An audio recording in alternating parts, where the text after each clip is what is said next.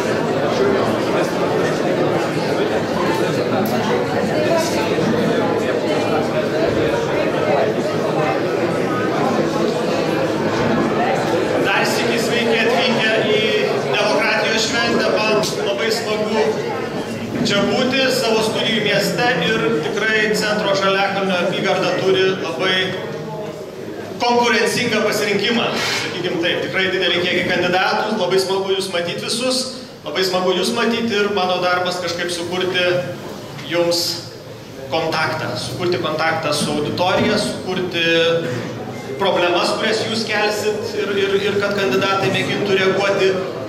Debatai susidės iš kelių dalių. Pirma dalis yra kandidatų prisistatymai. Kandidatų prisistatymai bus gana trumpi, 1 minutę. Per 1 minutę kandidatai turės pasakyti, kas jie, iš kur, kodėl, kaip čia atsirado ir ką padarys, jeigu pasiseks tapti jūsų atstovu.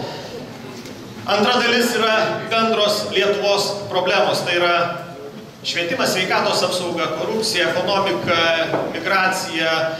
Kiekvienas kandidatas trauks vieną problemą ir turės trumpai pasakyti, kaip jis įsivaizduoja šitos problemos sprendimą. Irgi minutę, pusantros maksimum.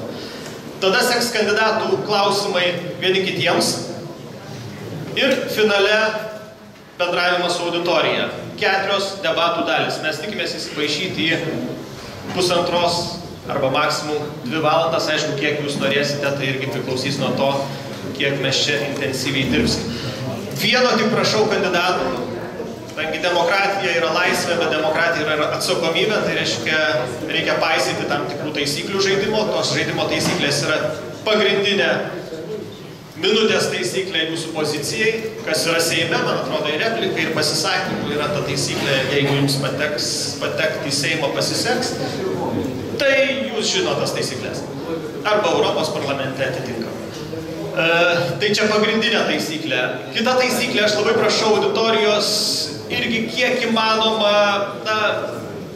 be didelių ovacijų. Čia ne futbolo aikštė ir ne alaus baras.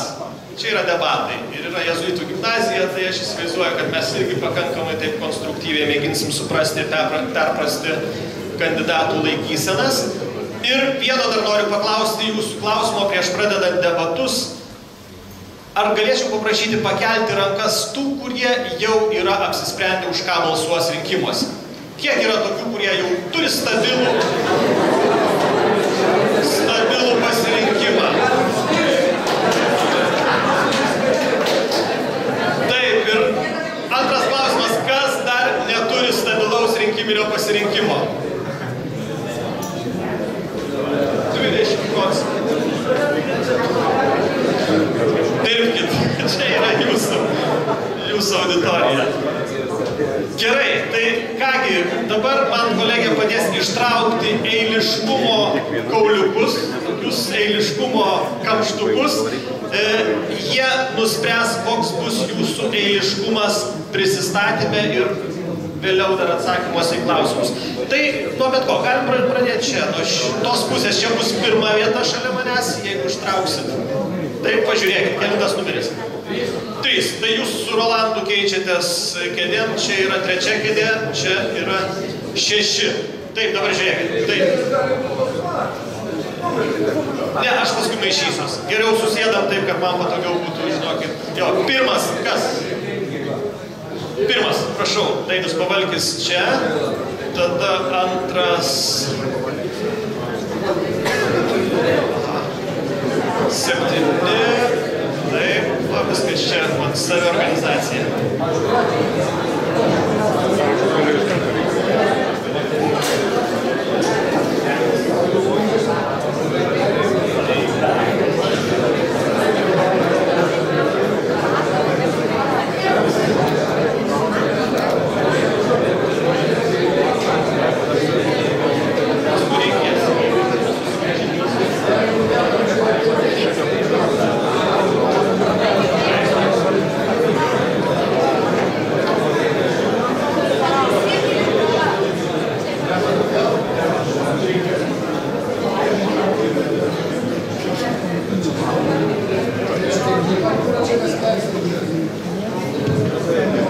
Norit viską žinot labai greitai, kantrybės.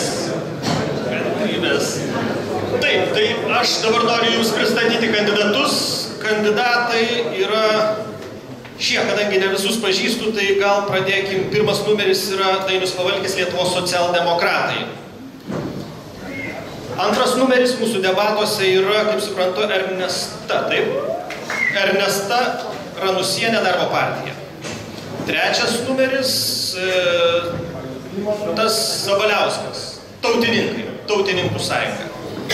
Ketvirtas numeris, Kęstutis Juknius, čia pas mane rašo Lietuvos centro partija VRK, bet turbūt tai viskas ok. Rolandas Paulauskas yra Lietuvos liaudies partija.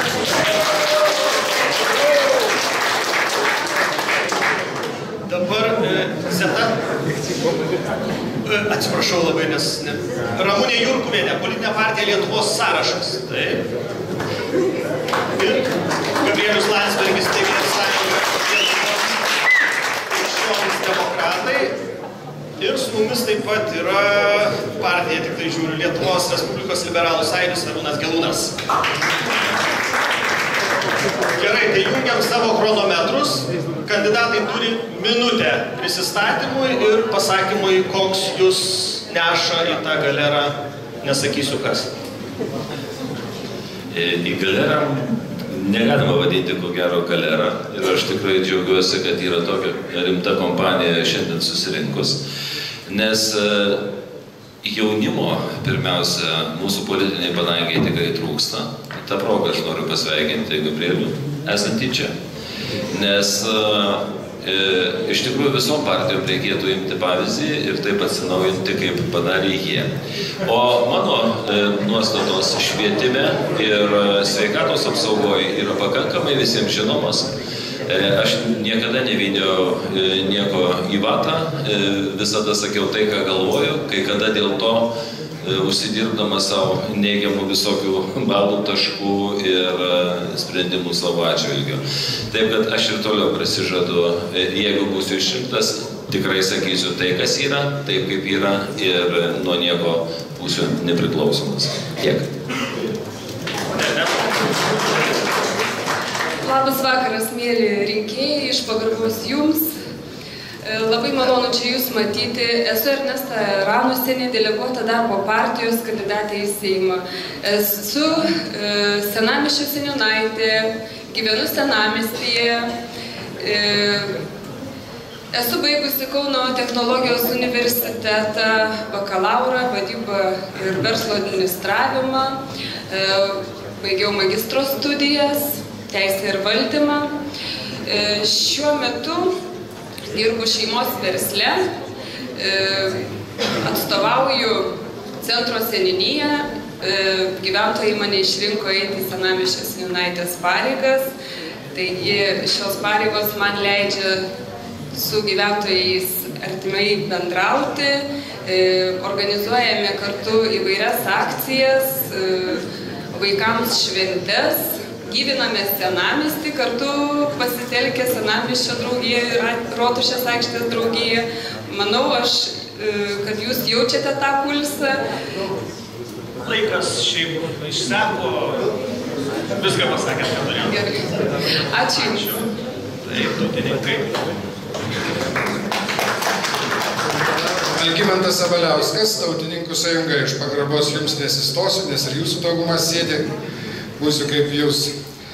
Gyvenu Kaune, Žaliakalny, netoli Turgaus, žmona, vaikai 5, dirbu uždaroje akcijai bendroviai, turim reikalo su importo eksporto visokiais dalykais, žinau tą sferą, kaip sakyt, ranka ant pulso prekybos tarptautinės.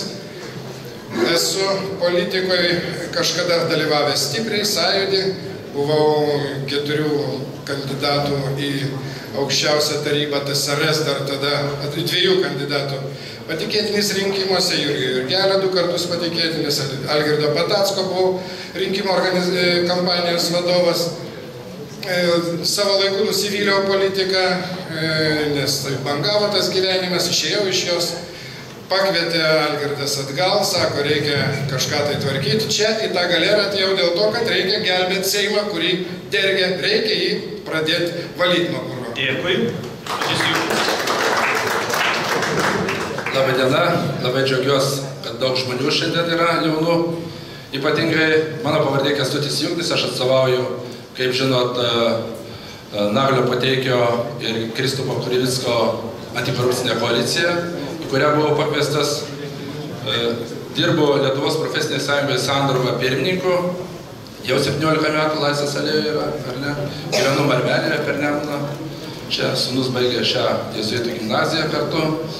Na, manyčiau, kasdieninis matymas tų problemų ir paskutinio darbo kodekso peripetijos ir didelė kova paskatino būtent deleguoti į Seimą daugelį profesinės sąjungos atstovų, lyderių, kurie iš tikrųjų mato, kas darosi ir nori pakeisti padėtį.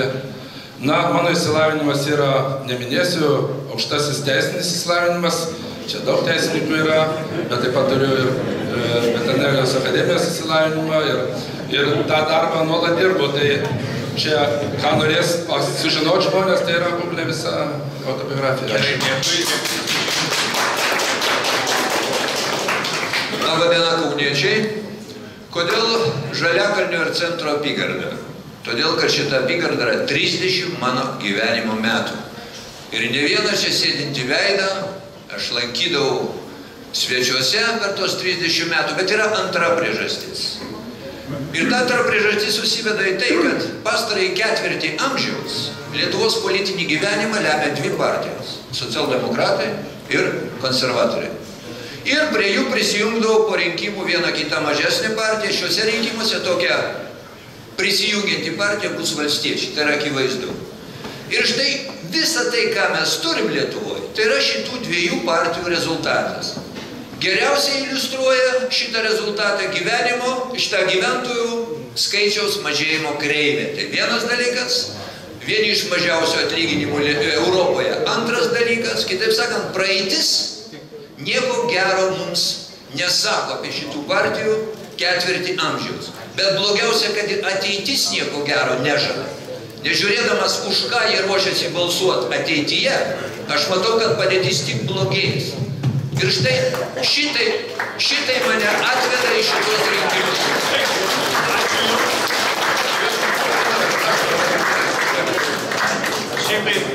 Nes mes atstovaujam visiškai kitas pažiūras. Vienas sakinys. Ir šitų partijų žmonės nepasikeis. Pasikeisti gali tik jūsų balsavimas. Dėkui.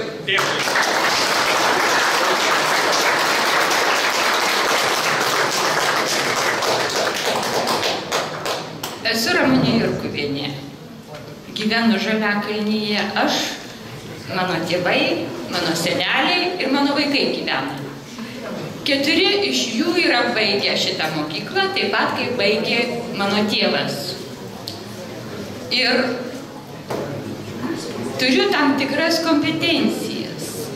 20 metų dirbau gydytoja, po nepriklausomybės supratau, kad pagal Konfucijaus žodžius geras gydytojas gydo ligą, geresnis ligonį, o geriausias gydo visuomenę.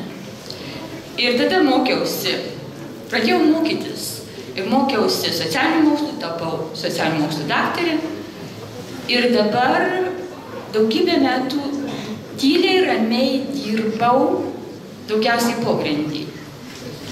Dabar pamatau, kad tyliai ramiai dirbančių ir turinčių kantrybę dirbti žmonių Seime iš tikrųjų reikia.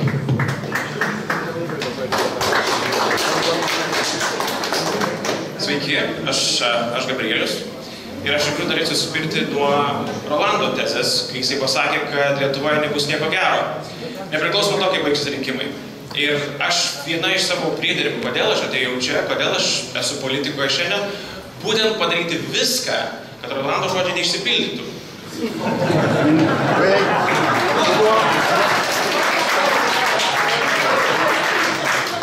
Palikime Rolandui jo žodžius ir tegul žmogus gyvena su jais.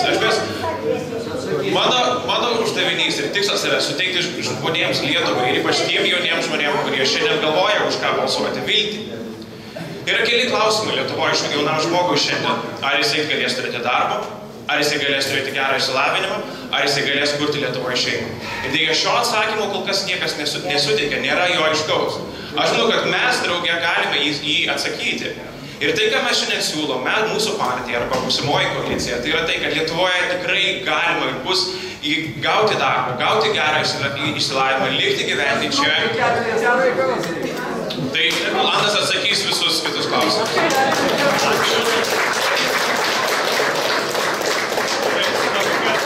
Tai kažkaip vežėsi per kraštus, bet dar Arūną Gelūną išklausyti.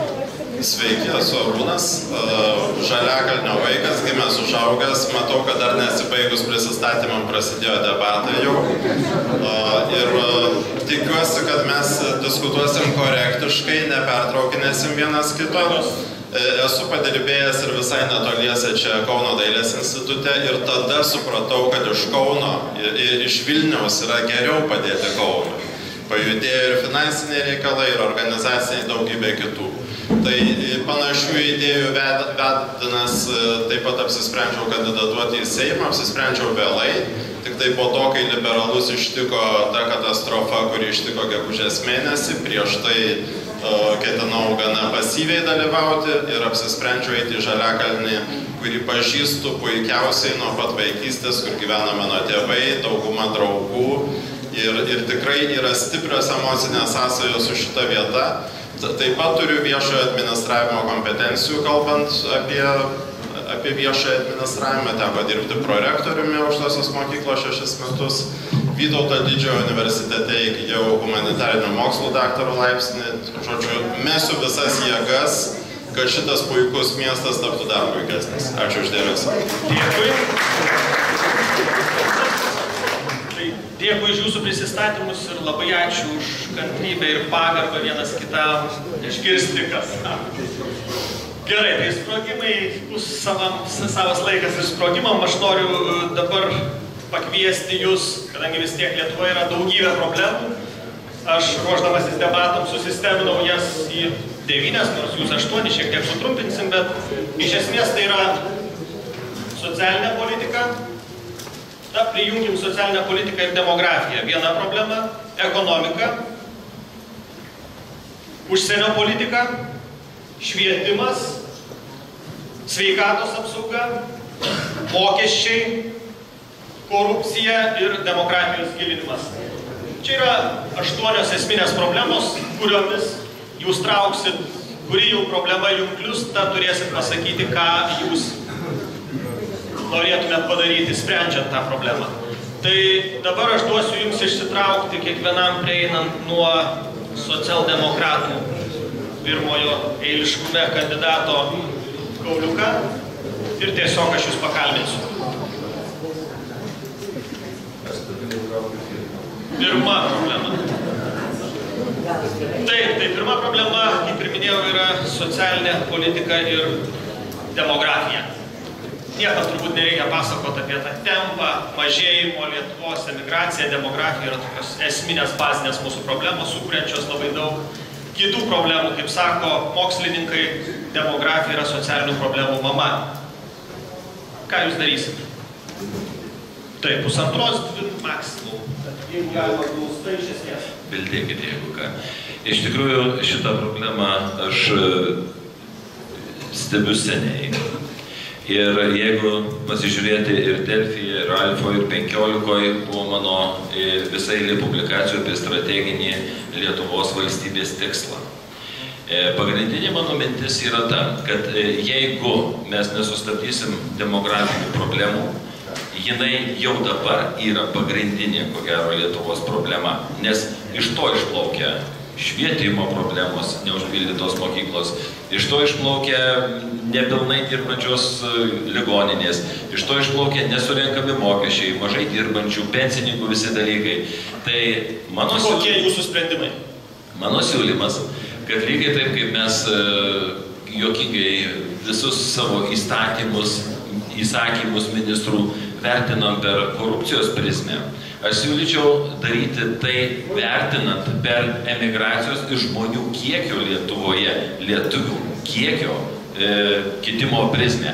Pasižiūrėti, koksai nors įstatymas, žinoma, čia nuskambės gal šventvagiškai jėzuitų gimnazijoje, bet pavyzdžiui, dirbtinis apvaisinimas liberalus padidins lietuvių kiekį ar sumažins? Kaip jisai veiks į mūsų demografinę situaciją? Dviguba pilietybė, kaip jinai veiks mūsų situaciją? Ir būtent tokiu būdu įvardinti, kad esminis žmonių kiekio mažėjimas Lietuvoje yra ta problema, į kurią turi žiūrėti sekanti vyriausybė ir kurią labai lengva pamatuoti. Dėkui už jūsų. Kiek Lietuvoje vidutinė pensija? Aš klausiu. Vidutinė pensija turėtų būti apie 250-270 eurų. Aš kaip tai žinoma. Gerai. Taip. Septinta tema, kiek atsimenu, yra demokratijos gilinimas, tiesioginiai merų seniūnų rinkimai. Kaip jūs gilinsit demokratiją Lietuvoje? Kaip jūs įtrauksit žmonės, kaip jūs atsiskaitysit jiems ir kaip sukursit aukštą įtraukimo kultūrą? O jeigu galima, tai...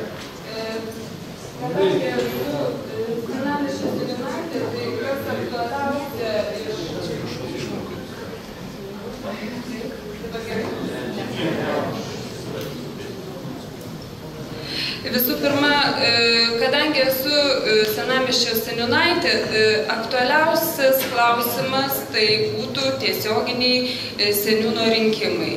Aš manau, kad kiekvienas iš mūsų rinkdami tiesiogiai, kaip ir mero rinkimai, taip ir turėtų būti vykdomi tiesioginiai seniūno rinkimai. Tada vietos gyventojams jisai būtų atskaitingas ir manau, kad tikrai visa atskaitomybė, ko dabar trūksta atskaitomybės, atsakingumo, sąžiningumo prieš rinkėją.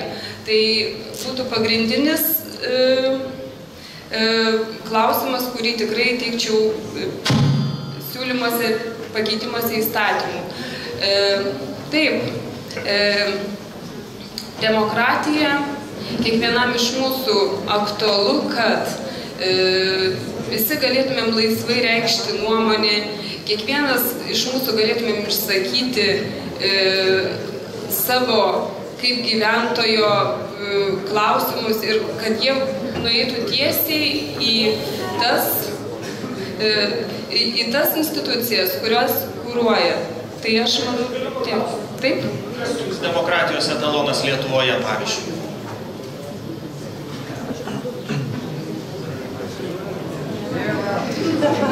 Žinokit, nėra.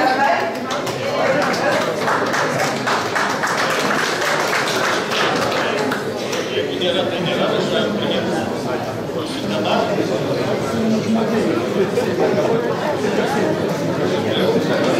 Pirma, atsiprašau, buvo matyti.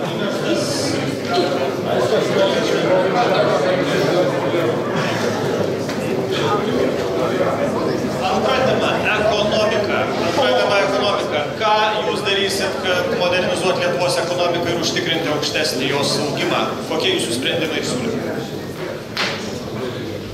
Oi, pusantros minutės, ar ne? Apie ekonomiką, kaip ją atgaivinti. Tai ką? Jeigu pakelsiu pirštą į viršų, tai žinokit, kad meluoju, sutartinis ženklas. Šitą melo gali neapsėti. Reikia duoti visiems laisvę. Visiems laisvę reikia duoti ekonominiai veiklai, kaip įmanoma didesnė, kalbu kaip liberalas, nors nesu toksai, kad žmogus galėtų dirbdamas save išmaitinti, kad galėtų dirbdamas nuo savęs nusekti kažką savo valstybei, kad ji turėtų iš ko jo vaikus mokinti, gydyti, kelius tiesti ir taip toliau. Žmogus yra visų pirma. Ekonomika stovi ant žmogaus, žmogus turi turėti šeimą. Pagrindas yra čia. Sąlygas turi valstybė sudaryti tokias, kad ekonominės struktūros turėtų dirbti, o valstybinės struktūros turėtų joms padėti dirbti, o ne gniuždyti. Patikrinimai tik privalomi, tik perspėti iš anksto, kaip turi būti, na, kas be ko kriminaliniai reikalai sava linkme. O dėl visų mokesčių, dėl visko, čia yra didžiulė velniava. Nežinau, ar čia verta prasidėti ar neverta. Tiesą pasakius, siūlyt galima daugą. PVM-as, pajamų mokesčiai, pelno mokesčiai. Nereikia pelno mokesčių iš viso. Jeigu iš įmonės neima įmonės akcininkai pinigų, jie guli neapmokestinti, tegul jie ten vystosi ir toliau ir taip toliau. Žmonės, atlyginimas žmonių 2 kartus didesnis, kainos 2 kartus mažesnis, vaistams kainos 2 mažiau. Nu, žodžiu, supratom. Supratom. Ačiū. Tema.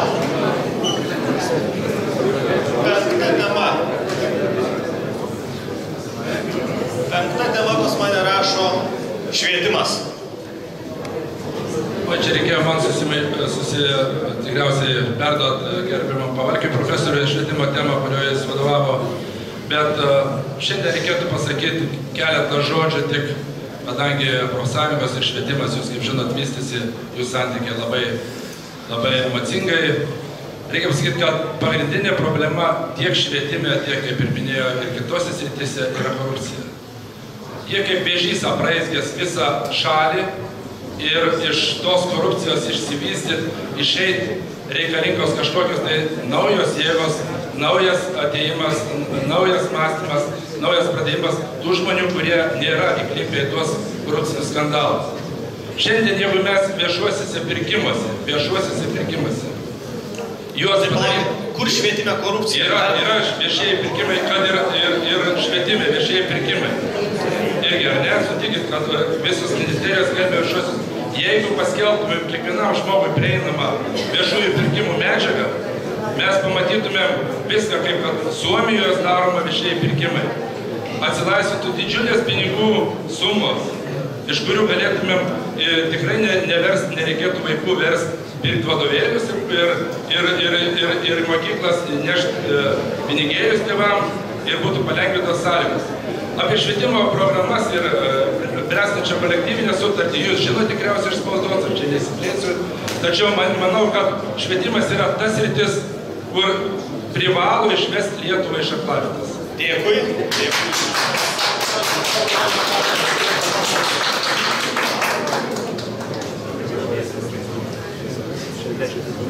Kiek dar?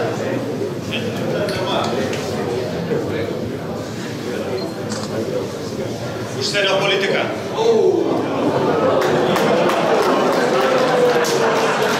Štai ir pataikė. Bet kita vertus, Aurimai, 25 metus sisteminės partijos vedė mus tuo nelaimės keliu ir tu nori, kad aš per minutę laiko, arba štai žmonės per minutę laiko pasakytų, kaip Lietuvą išgelbės. Gerai, bet dabar aš paklausinėt galiu. Aš iš karto kreipiuosi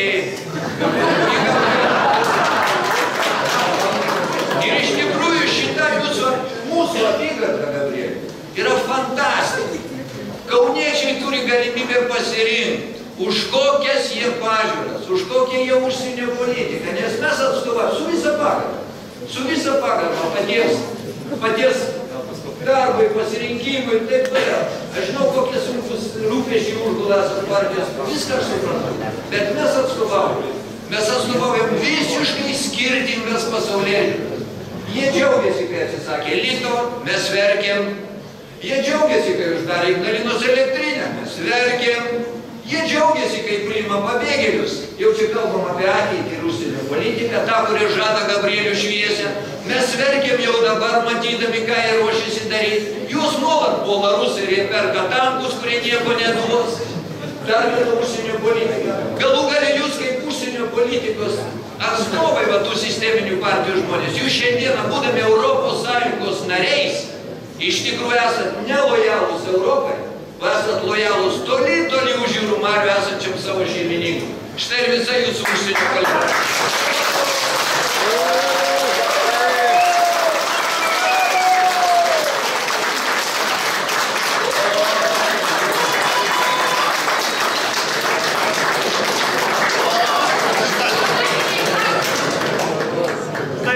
Aš matau, kad salėje keli žmonės nori replikuoti. Mačiau dvi rankas Gabrieliaus Landsbergio ir Kęstučio Juknio. Jūs norėjot replikuoti?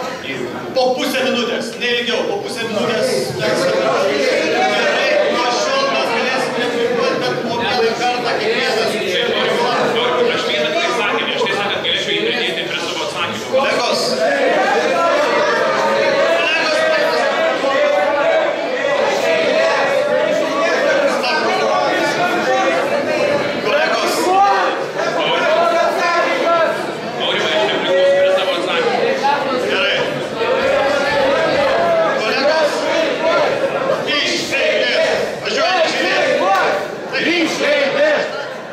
Šešta tema yra mokesčiai. Ką darysit su mokesčiais? Ką didinsit, ką mažinsit, kaip biudžetą perbalansuosit, kad Lietuvoje būtų mokesčiai teisingi, lygus, mažintų atskirtį, didintų ekonomikos augimą. Ką darysit su mokesčiais? Pirmas momentas, tai tos mokesčius reikia surinkti. Jeigu mes surinkam tik 26%, tai su šituo mes turim kažką tai daryti. Pirmas momentas. Antras momentas. Mokesčiai tai yra skurdo mažinimo priemonė. Svarbiausias dalykas yra. Ir tada mokesčiai turi mažinti nelygybę. Tai dėl to pirmiausiai turi būti žmonėms gera gyventi, kad nebūtų didelės atskirties, kuri dabar šiuo momentu varo ir demokratiją. demografinės krizės labai didelė problema, socialinės politikos neįspręsta problema ir daugybė kitų. Taigi, aš pavyzdžiui manau, kad neturi būti įvestos sodros lubos, aš manau, kad turi būti turto mokestis vis tik tai uždėtas, bet pirmiausiai turi taip nebūti korupcijos, todėl kad Seime turi būti nepaperkami ir neįgąsdinami. Ir tada mokesčiai, aš manau, kada žmonės įsiklausys, dėl ko vyksta ta korupcija, dėl ko vyksta šita neligybė, tada šitie dalykai galės pradėti sprendžiami. Aš galiu konkrečiai paklausti, jūs už visuotinį automobilių mokestį ar prieš? Vienu žodžiu. Aš ne už visuotinį, bet už labai prabangių. Automobilių prabangių mokestį, už nekilnojamo turto mokestį, už ar prieš? Ir taip pat pradėti nuo pačių turtingiausių. Irgi nekilnojamo turto. Okay. Ačiū. Aiškios pozicijos. Gabrielius Landsbergis traukia savo kauliuką. Korupcija. Ką?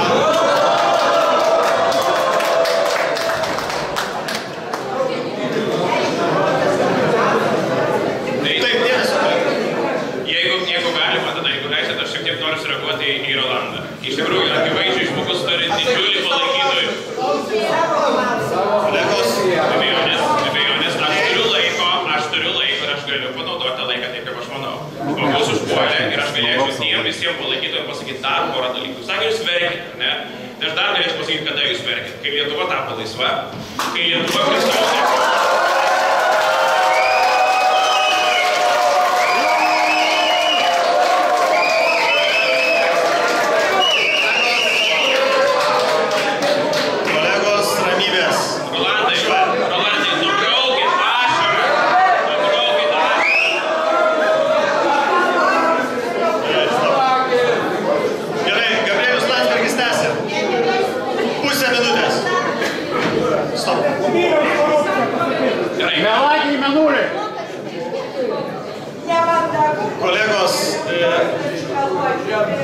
Kolegos Rolandas Paulauskas turės galimybę atsakyti dar ne kartą.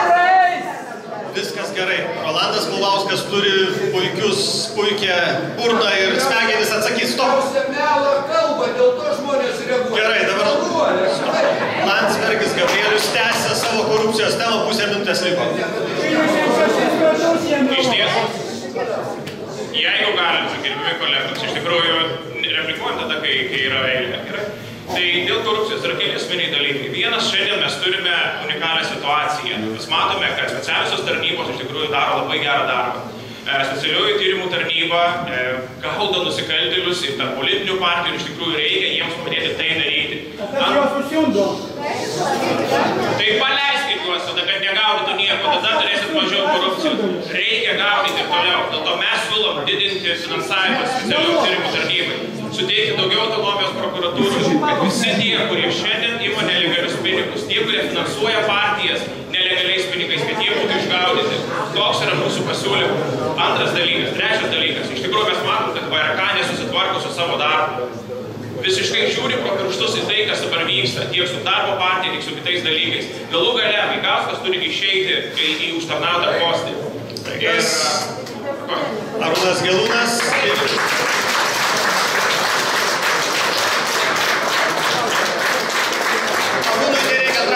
Iš principo liko sveikatos apsauga. Sveikatos apsauga. Ką jūs darysit sveikatos apsaugos sistemoje?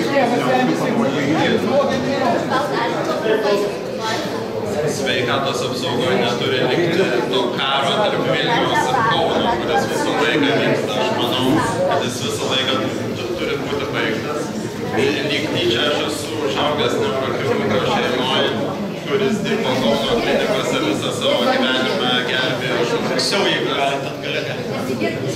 Garsiau. Garsiau mikrofoną. Gerai. Tai ir pačiam teko dirbti ligoninėje, mačiau, koks pasiaukojimas yra žmonių darbas ligoninėje ir koks neadekvatus atlyginimas iš tikrųjų yra mokamas gydytojams. Tai visom išgalėm užtikrinti, kad gydytojai neemigruotų iš Lietuvos ir turėtų sąlygas be vokelių, be jokių šešėlių įteisinimų gauti, tokį lankstų grafiką ir tokias sąlygas, kad geriausius specialistus, kuriuos ruošia mūsų aukštosios, galėtume išlaikyti čia. Tai du pagrindiniai postulatai. Nepriešinkim Kauno ir Vilniaus, taip sakant, medikų bastionų. Reikia išmintingo stratego, kuris sutaikytų. Ir reikia rasti geriausiam specialistam tinkamas darbo sąlygas ir žymiai oresnius atlyginimus negu dabar, nes jie gelbėja žmonių gyvybės ir sveikatas. Ir aš nepriešinčiau privačios sveikatos apsaugos su valstybinė. Manau, kad mes visi mokam mokesčius, turim gauti kokybišką, taip sakant, už mokesčius įgyjamą, bet jeigu kas nori pasirinkti privačią, tai turi gauti galimybę tą daryti. Ačiū. Kas jūsų? Ačiū. Ačiū labai. Tai ačiū labai. Žmonės išgirdo, kaip jūs įsivaizduojat spręsti vienas ar kitas šalies problemas ir kokius sprendimus joms siūlyti. Dabar mūsų debatai suka į klausimų vienas kitam sesiją. Pradedam nuo Dainiaus Pavalkio, socialdemokrato. Kiekvienas iš jūsų turi taip pat ir 2 replikos teisės po pusę minutės. 2 kartus jūs galite replikuoti. Nedaugiau. 2 kartus. Klausimas vienam, vienas kitam klausimo formatas. Ne, bet jūs, jeigu norite įsiterpti, turite 2 replikos teisės. Jūs turite 2 kartus replikuoti. Taip, jūs... Žinoma, jūs pasirenkat daugą ir sugalvojat savo klausimą tam savo oponentui ir konkurentui. Profesiniam sąjungom, Kęstučiui. Taip, Kęstučiui. Klausimas. Ne, aš profsąjungų nepyksiu. Taip, kokia problema, koks klausimas? Aš manau, Kęstutis patvirtins, kad mes buvom beveik prie pat kolektyvinės sutarties pasirašymo ir tik tai politinių intrigų pasiekoju to mes nepadarėm, bet aš klausimą noriu Kęstučiui užduoti tokį. Ar tikrai korupcija ar nekompetencija tų, kuriuos mes samdom dirbti valstybė ir savivaldybė, yra pagrindinė priežastis. Nes mano įspūdis, dirbant vyriausybėje, susidarė, kad daugiau iš durnumo yra kvailų dalykų pridaroma, negu iš norėjimo pasipelnyti. Pakomentuokit. Dėkui. Pusę minutės klausimų ir minutę atsakymą. Manau, čia kiekvienas iš jūsų salės sėdintis galėtų puikiai tą klausimą atsakyti. Iš tikrųjų, kiekviena ministerija, kiekvienas vadovas pasirenka kompetentingus specialistus ir privalo ateiti tik tai specialistai į ministerijas vadovauti, bet korupcija, ko gero, čia užima apie 90%, neskaidrumas, korupcija, visi, kaip minėjau, ir viešieji pirkimai, ir įvairiausios rytis, ir lėšų dalinimas, ir visi kiti, apie kuriuos žmonės net nenutuokia, net nežino. Tas viešumas ir skaidrumas būtent padėtų kiekvienam piliečiui rinkti, padėti valdyti, o ne kompetencija pasitaikyti. Čia per tą kadenciją daugelis ministrų, kurie maišo net ministerijas ir visą kitą, bet jie atsistatydino, jie išėjo. Ir manyčiau, tas įvyktų žymiai greičiau, jeigu būtų prieinama kiekvienam žmogui, kas ateityje ir vyksta. Taip, kadangi klausimas apie korupciją labai... Noriu dar jūsų papildančio klausimo. Jums teko duoti kyšį kada nors gyvenime? Ne, man niekad neteko kyšį duoti ir aš nuolat su žmonėms susiduriu kiekvieną darbo dieną. Tiesiogiai. Atvažiuoju žmonėms iš bet kurio rajono, iš bet kurios įmonės, jeigu šiandien Lituanikos darbuotojas gauna 30 eurų darbo užmokestį ir jis kalba, kaip man pragyventi, tai ir niekas negali jiems nieko padaryti. Dėkui. Aš noriu klausti jūsų konkurento, oponento, ar yra noro panaudoti savo vieną iš galimybių replikuoti, nematau. Taip. Pusę minutės. Pirmas šūvis. Keista klausyti kalbu apie korupciją vėl tų pačių partijų, kurios 25 metus tą korupcinę sistemą ir augino. Ir šiandieną mes sako, mums siūlo, turėkit viltį. Tai kokia viltis turi būti, kad korupcija bus dar didesnė? Ta firma Nota Bene dirba ir daro tiekimus krašto apsaugos ministerija jau daugelį metų. Ministrai keitėsi, tai konservatorių, tai socialdemokratų, o tiekėjas visą laiką tas pats. Ir šiandieną jie šneka apie korupciją. Dėkui. Tai vėlgi, jie nepasikeis, pasikeis gali tik jūsų balsavimas, niekas kitas. Dėkui, yra dar noras savo šūdį šauti korupcijos temą. Aš iš tiesų norėčiau paklausti Gabrieliaus. Garsiau. Kaip jūs manote, viešieji pirkimai ar kokie pasiūlymai būtų dėl jų keitimo? Kadangi aš manau, per viešuosius pirkimus tiek viešajam visam sektoriui vyksta pati didžiausia korupcija. Konkretus pasiūlymai, kaip viešųjų pirkimų sistemą išskaidrinti. Keletas labai konkrečių pasiūlymų. Pirmiausia, tai vienas būtų tai, jeigu mes pasižiūrime šiandien viešųjų pirkimų tarnybą, geba patikrinti mažiau negu 5% visų pirkimų. Akivaizdu, kad didinant jų biudžetą, darant daugiau žmonių toje tarnyboje, mes galime užkelti reikalavimą, kad patikrintų kur kas daugiau viešųjų pirkimų. Uždavinys turėtų būti, kad, sakykime, bent trečdalis viešųjų pirkimų praeinančių per visą sistemą būtų patikrinta profesionalų specialistų. Lygiai taip pat antrasis dalykas, ką dabar, pavyzdžiui, Ukraina yra įgyvendinus, tai visiškas skaidrumas ir visų viešųjų pirkimų, visų jų etapų atsiradimas viešoje virtualioje erdvėje. Manau, kad šitie keli dalykai, jie nėra itin brangus, bet jie užtikrintų pasitikėjimą, kad sistema veikia, kad tai valos. Ir trumpa replika, iš tikrųjų, gerbiamieji, jūs valdžioje 4 metai galėtų tai gyvendinti. Dėkui. Ar kas norėtų, kolegė, po šitos sesijos mes klausimus iš salės organizuojame? Kaip jūs kovosite su neliečiamųjų kasta, antstolių Budreikos ir Norvaišų? Gerai, mes šitą klausimą vėliau paimsim, atsakysim apie neliečiamųjų kastą. Ar norit kas dėl korupcijos išnaudoti savo replikos teisę, ką darysit su viešais pirkimais? Gerai, žmonės nori, okei. Iš tikrųjų, Lietuvoje, aš manau, mes turim per daug tikrinančių ir kontroliuojančių institucijų. Ir atvirkščiai aš siūlyčiau, kad mes turim daugiau pasitikėti tais, kurie perka. Aš nežinau, kiek jūs esate vykdę viešųjų pirkimų. Aš iki 2008 esu pakankamai tame sukęsis. Aš žinau, kad jeigu tu pasisodintum 3 žmonės viešai ir sakytum, tai už kiek tu parduosi ten kokias sumautas chirurginės pirštinės, o už kiek tu, kaina būtų ko gero per pusę. Kaip vienas pavyzdys. Visi universitetai Lietuvoje 1 kvadratinio metro kaina naujų statybų kainavo apie 5500 litų. Litais buvo dar. Tuo tarpu privačioj kolegijoje statė, privačioj, už savo pinigus, pastatė už 2,5, nei kiek neprašiau. Iš kur toksai stilius? Gerai, kas dar norėjo replikuoti dėl viešųjų pirkimų? Jūs ir replikos teisę Manyčiau, turėtų laimėti tas politikas, kuris prižadėtų ir ištesėtų pažadą, kad visi viešieji pirkimai būtų skelbiami viešai internete. Tai labai, jie ne visi skelbiami yra ir žmonės neskelbiami yra tik tai keletą procentų.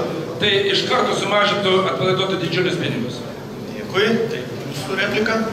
Viešieji pirkimai yra labai svarbus dalykas. Ten milijardai nueina pro šalį ir mes neturim tų pinigų kitom programom.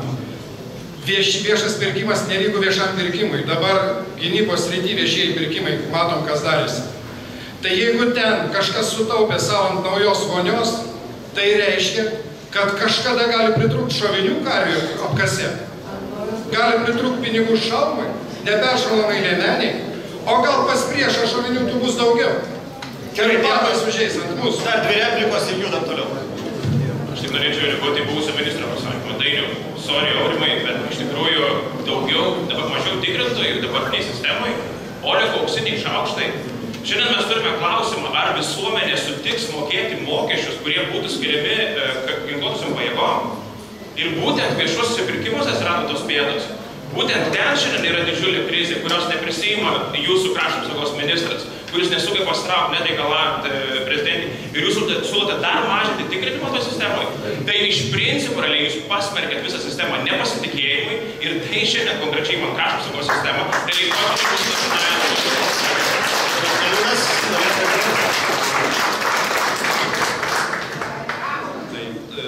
Labai sutikčiau su Gabrielium, kad tikrai tikrinimas privalo išlikti, skaidrumas yra visos visuomenės pasitikėjimo pamatas. Bet žinot, kartais būna, kad žmogus pavagė milijoną ir lieka sausas, nenubaustas, o kitas pavagė vištą ir sėda 10 metų. Tai truputį panašiai yra ir su viešųjų pirkimų sistema. Kartais švietime ir kultūroje turi nusipirkti kažkokius labai specialius daiktus ir kryžiaus kelius nueiti ir viskas švaru ir vis tiek apkaltina. O ten, kur plaukia milijardai ir milijonai, randamos įstatymo spragos ir vis tiek kyla skandalai, kaip matėm su auksiniais šaukštais. Gerai, aš siūlyčiau labai adekvačiai ir dar kiekvienai sričiai specifiškai žiūrėti šį klausimą. Gerai, po pusę minutės jūs antrąją replikos teisę išdeginat. Ne, tai pagalvokit, pasiliekat. Jūs pirmą. Antrą, pirmą. Aš tiesiog gal būsiu nepopuliari ir tas man ir labai svarbu, bet aš noriu pasakyti, kad pas mus dingo sveiko proto nuovoka. Mes visą laiką specifikuojam, techninį specifikaciją. Ir kuo smulkesnė ta specifikacija, tuo daugiau korupcijos. Ir aš susidūriau su tuo dalyku, kad žmonės net nesupranta, kaip galime realiai skaidriai daryti viešus pirkimus. Taip jie yra pripratę, kad reikia, tai ras, kas ten to pirks. Tiesiog tokiam lygmenį. Tai aš už tai, kad mes rimtai susirūpintumėm su sveiko proto grąžinimo pasitikėjimo. Dėkui jums. Gerai, važiuojame į priekį. Jūs dar norėjote reaguoti, ar ne? Važiuojam. Tada jūsų klausimas. Jūsų klausimas. Kam ir koks? Debatai prasidėjo. Žodį debatai suprantu kaip batų nusiėmimą. Tai nusimkit batus Paulauskiniai, aš važiuosiu ant jūsų Paulausko su klausimu. Bet susitarėm, leiskit pabaigti klausimą, nes jūs labai triukšmingi. Tuoj pasakysiu. Kaip jaučiatės, Paulauskai, sužlugdęs desovietizacijos įstatymą?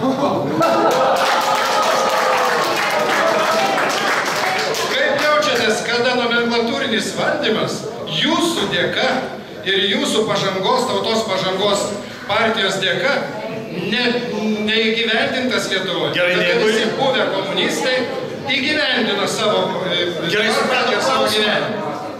Atsakymas. Štai ką reiškia nežiūrėti YouTube'o, ar ne? Jūs turbūt internetu nesinaudojate? Ar naudojatės internetu? Neturiu kompiuterio. Va! At jums ir atsakymas. Tada pasakau jums asmeniškai, nes čia visi salėje sėdintys žino. Desovietizacijos įstatymas nebuvo priimtas dėka konservatorių ir socialdemokratų partijų, nes jų partijų buvo ištisi buvę komunistai ir jie net nepateikė šito įstatymo balsavimu, o tautos pažangos partijoje beveik nebuvo nei vieno buvusio komunisto. O štai prie tuometinio aukščiausios tarybos pirmininko sėdėjo ištisai buvę centro komiteto nariai ir panašiai. Galų gale, kodėl tada 96 metais, kai konservatoriai gavo daugumą ir jau tautos pažangos nebuvo aukščiausioje taryboje Seime, kodėl jie to įstatymo nepateikė? Tada jau jiem niekas netrukdė. Dar sykį sakau, mielas mano, tiesiog nežinai istorijos. Desovietizacijos įstatymas nebuvo pateiktas balsavimui dėl to, kad jis būtų palietęs kaip tik tuometinių valdančiųjų partijų daugumą. Dėkui.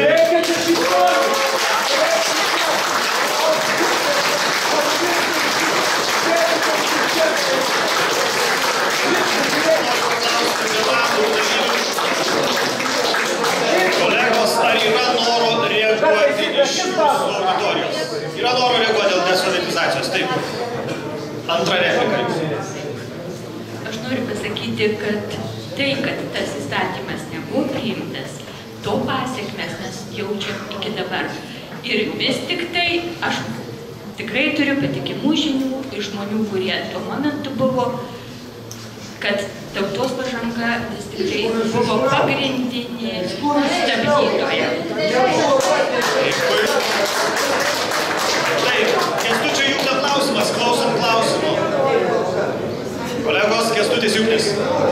Pusę minutės. Noriu klausimą užduoti darbo partijos atstoviai. Kaip žinot, kiekvieną liečia darbo kodeksas ir darbo partija, konservatoriai, darbo partija, socialdemokratai, visi vieningai norėjo šį darbo kodeksą buldozerio principų prastumti ir siekia toliau įteisinti nulinės darbo sutartis, baisų išnaudojimą, 72 valandų darbo savaitę ir visus kitus. Sakykit, ką jūs darysit, jeigu vis tik tas įstatymas būtų toks vergiškas priimtas? Ką jūs darytumėte?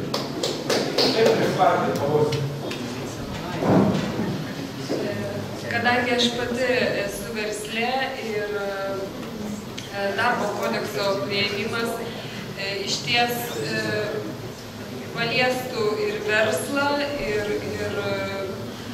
aš manau, kad vis tik tai šį darbo kodeksą reikėjo priimti. Ir taip. Kolegos tylos. Pratęskime. Bet kadangi jisai nebuvo priimtas, tai aš manau, kad naujoji suformuota vyriausybė tikrai bus protingi ir priims pačius tinkamiausius sprendimus ir įstatymus visi kartu. Taip, šiaip rytoj bus balsuojama dėl darbo kodekso, tai matyti išgirsim sprendimas. Rolando Paulausko klausimas, Kam daugiau gali būti mano klausimas? Ir aš norėčiau paklausti, bet jūs dabar dėl to desovietizacijos įstatymo, štai ir ponė pritarė, ir Gabrielius turbūt pritars, kad ten mes buvom kalti.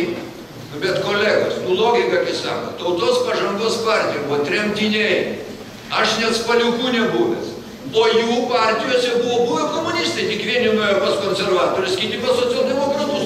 Kodėl mes turėtume bijoti to desovietizacijos įstatymą? Tai jie bijojo jo. Dėl to jo ir nepateikė. O kodėl jie mums klijuoja? Jie klijuoja todėl, kad nėra daugiau ką priklijuoti. Nėra daugiau ką. O Gabrielius noriu paklausti, kai jisai dabar sakys, kad tautos pažanga kalta dėl desovietizacijos, kada jisai įdėjo į savo Facebooką aiškę klastotę, ten tą popierių tokį matėt, ar ne? Kai tu drįsai pasakyti, jaunesnis drįstų vadintų, drįsai pasakyti, kad aš verkiau, kai Lietuva paskelbė nepriklausomybę. Žmogui, kuris, kauniečiai, atsimenu, kaip mes sutikom šitą įvykį. Aš noriu paties paklausti, kai tu teigi tokius dalykus, ar tu to pats tiki, ar tik manai, kad tas tau padės rinkimus?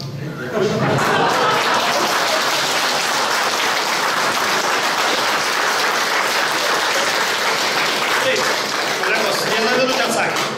Gerbiamas Rolandai, iš tikrųjų gal per platus nukreipimasis, bet kai jūs sakot, kad nebuvo ko klijuoti, aš sakau, kad nebuvo ant ko. Nes iš tikrųjų neturėčiau net apskritai ką atsakyti. Jūs kalbate, tarsi būtumėt, kažkoks muziejaus, iš istorijos galbūt vadovėlio. Sąžinė tiesiai ir atsakyti, kaip jaučiatės. Tai aš taip ir atsakau. Dėl to, kad ne to žmonės nori išgirsti. Ne apie tą nori žmonės kalbėti. Mes kalbam apie kitus dalykus. Aš jums sakau, jums atsakymo. 20 sekundžių atsakys, tada važiuosim. Taip, jūsų pabaigai. Iš tikrųjų, aš puikiai suprantu, kad aš noriu būtent tai ir pasakyti, kad ta tema, kurią bandoma dabar užvilgti, tai yra praeities tos, kurią Rolandas atstovauja, liūdnos, beviltiškos tos, kuri nemato Lietuvos ateities. Tai yra žmogus, kuris nenori šviesios Lietuvos. Būtent toks yra Rolandas.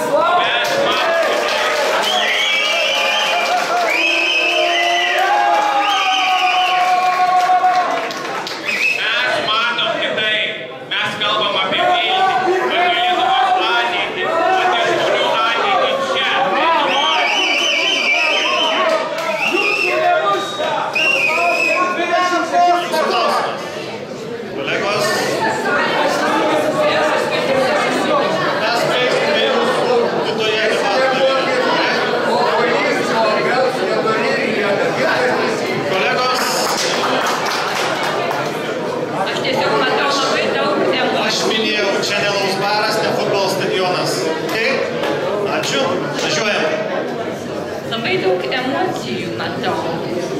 Ir jeigu mes norime kurti Lietuvą, tai aš manau, kad pirmiausiai mes turime mokytis susikalbėti.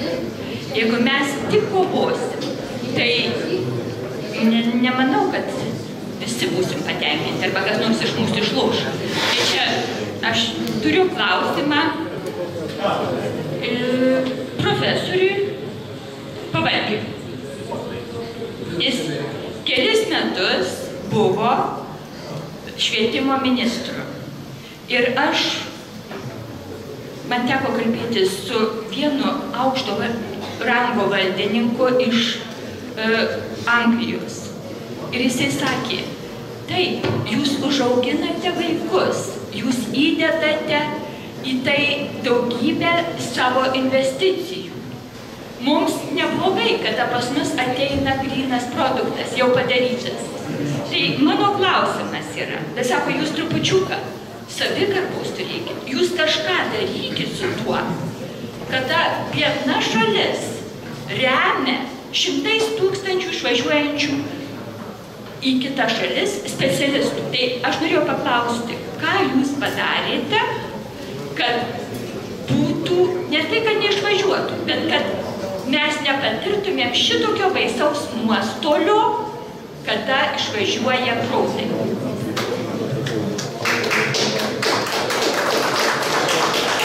Apie išvažiavimus. Iš principo, atvažiuoja mokintis į užsienį, aš nemanau, kad yra blogis. Tačiau tai, kad išvažiavę lieka, partijos programoje yra fiksuota nemokamas bakalauras. Mes tikimės, kad nemokamos bakalauro studijos visiems Lietuvoje norintiems būtų tas dalykas, kuris išlaikytų protų nutekėjimą. Iš kitos pusės, dėl to, kad išvažiuoja specialistai, tas klausimas dar, aš prisipažinsiu, ne mano buvo pakeltas. Jisai buvo pakeltas Steponavičiaus, bet aš perėmiau visą tą bagažą su Konstituciniu teismu ir su Europos teise. Pagal Europos ir Lietuvos teisę mes negalim reikalauti žmogui, kuris gavo išsilavinimą Lietuvoje mokesčių mokėtojų pinigais, atiduoti kažkaip tuos pinigus arba atidirbti Lietuvą. Jūs atsimenate, Vendriukaitis buvo pakėlęs dėl gydytojų rezidentų tą triukšmą. Neišeina. Reiškia, kur aš suku? Aš suku į tai, kad mes turim, kadangi Lietuva kaip valstybė yra mūsų sukurta, konstitucija kaip dokumentas pagrindinis taip pat yra Lietuvos žmonių sukurtas, mes turim peržiūrėti vis tik tai kai kurias bazinės savo nuostatas, savo valstybės tolesnio funkcionavimo. Aš taip atsakyčiau. Dėkui, replika Arūnas Gelūnas. Aš noriu paprašyti dar kartą salės, primindamas, kad tai nėra futbolo aikštė ir transliacijai kenkia, kokybei kenkia ir mūsų debatų kultūrai irgi labai kenkia. Jeigu galima, visi klausimai, viskas ok, bet be emocijos, tokios, kokie čia buvo kartais su... Ok, važiuojam pirmin. Kieno jūsų replika? Aš noriu irgi apie švietimą ir jaunimo išvažiavimą. Iš tikrųjų, nepastatysim geležinės uždangos, kokia buvo Sovietija. Neįmanoma sulaikyti jauno žmogaus, kuris nori pamatyti pasaulį, papildomai užsidirbti. Bet vieną dalyką mes tikrai galim padaryti, kurį darom silpnai. Tai yra pilietiškumo ugdymas, tai yra patriotizmo stipresnis ugdymas. Lietuviai tą daro žymiai blogiau už, pavyzdžiui, prancūzus, švedus, amerikiečius netgi. Mes labai lengva ranka atiduodam savo žmonės išvažiuoti kitur. Ir manau, kad tikrai tokia debatų nuotaika, kuris skaldo mus, o ne vienyje, neprisideda prie mus stebinčio jaunimo nuotaikų likti Lietuvoje. Ir žmonės, kurie važinėja į Maskvą ir dergia rusų kalbą Lietuvą, kuri nuėjo didelį kelią, padarė didelį progresą. Aš manau, neturėtų turėti monopolio aiškinti kauniečiams, ką jie turi pasirinkti. Ačiū. Dėkui. Taip, dabar jūsų replika pusė minutės, norit išnaudoti ir toliau važiuosim su klausimu. Antra mano replika, negaliu jos dėl švietimo. Tautininkai šitoje vietoje turi labai aiškiai tvirtą ir labai tvirtą poziciją, kad tik švietimas dabar yra pats racionaliausias, pats trumpiausias kelias į valstybės, tautos, lietuvybės atgaivinimą čia pas mus Lietuvoje. Švietimas turi grįžti į tautinės mokyklos rėmus verkiant, būtinai ir kuo greičiau. Verstinius vadovėlius visus lauk. Mano vaikai mokėsi pradinėse klasėse visai neseniai. Ten Maiklas su Džeine obuoliais dalinasi. Ten nėra jokios užuominos apie meilę tėvynei, patriotiškumą ir taip toliau. To negali būti. Dėkui.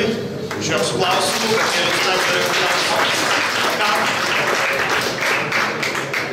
Aš klausimą turiu gerbiamam Dainiui.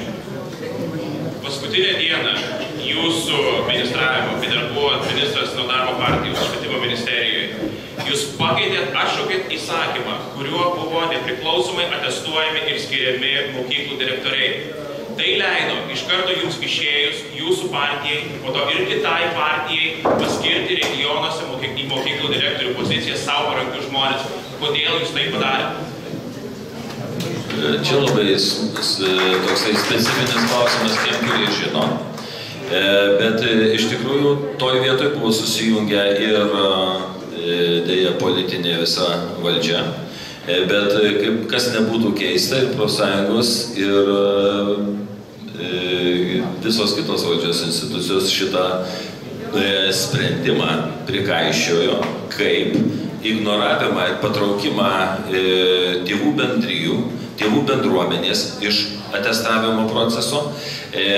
Visi buvo labai nepatenkinti ir manau, kad tai buvo viena iš priežasčių mane atstatydinti tuo, kad direktorių kadencijas buvom įvedę ribojimą ir tam politiniam sumaišty taip ir yra. Už tai ne veltui mesgi šnekam ir pramonininkai šneka apie tai, kad mes turim turėti nacionalinį sutarimą. Taip kaip turim dėl gynybos biudžeto, pavyzdžiui, mes turim turėti ir dėl švietimo sistemos, kur aš pilnai sutinku čia susakiusiais, galbūt ne į tautinę tą kryptį mes turim grįžti, bet į proto vedamą kryptį, kad mes žinotume, ką mes darom, kodėl mes darom ir kas iš to gausis. Dabar mes vadovaujamės emocijom, tokiom kaip, pavyzdžiui, Lenkų krašte.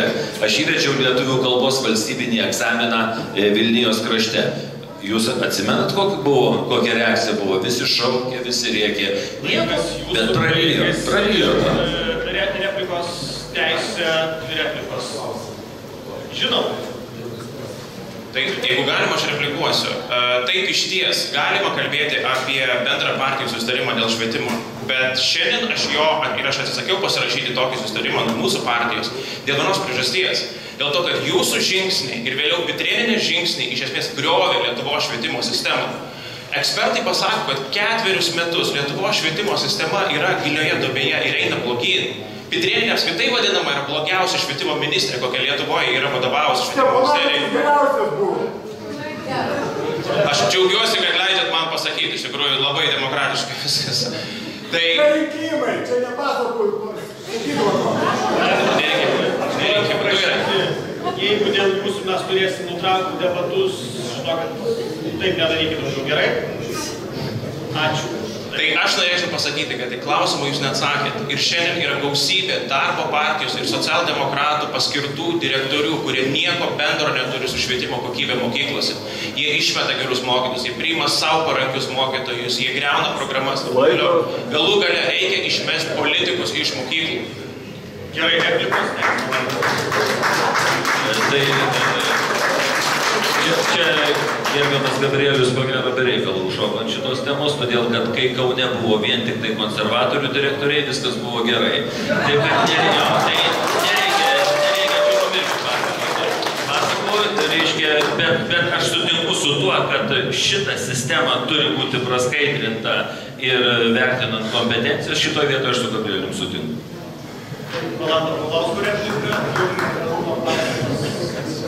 Žiūrėkit, jūs matot, kaip valdančios partijos ta 4 amžiaus pešasi. Jos tai pešasi dėl smulkmenų. Bet žiūrėkit, kokia bus ateities mokykla ir koks bus ateities švietimas. Ką tik prieš keletą dienų ponaitis Gabrielis pasakė, kad jis yra už partnerystės santykius. Ta pati teigia socialdemokratai. Tai vat jums yra Lietuvos švietimo ir mokyklos ateitis. Visą tai ateis pas mokinius ir kokią mes visuomenę gausim, patys suprantam.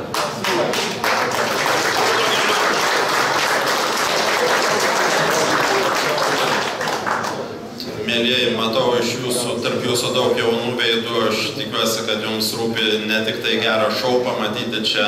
Jeigu norite šou, eikite į cirką, bet jums rūpi iš tikrųjų Lietuvos ateitis.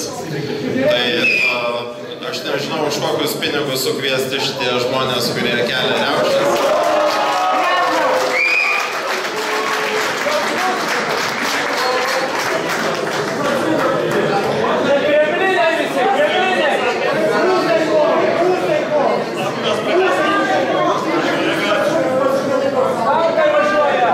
Pataikiau į skaudžią vietą.